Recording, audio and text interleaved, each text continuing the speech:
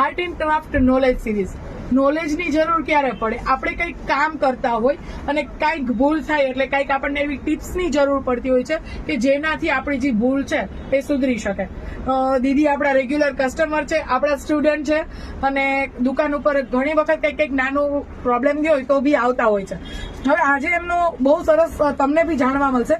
કોઈ બી આર્ટિકલ આપણે જયારે ડાયમાં બનાવીએ છીએ ત્યારે એજ એની દેખાતી હોય, તો એજ કાઢવી હોય, જે ઉપરની સરફેસ એકદમ હાર્ડ દેખાતી હોય, એ કાઢવી હોય તો શું કરવું?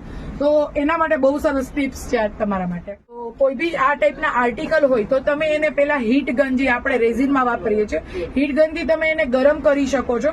એજ ગરમ કરી અને તમારી પાસે કોઈ કટર હોય તો કટરથી બ્લેડ એ હીટ કરશો એટલે ગરમ થઈ જશે, પછી બ્લેડથી તમે એને ઇઝીલી કટ કરી શકશો.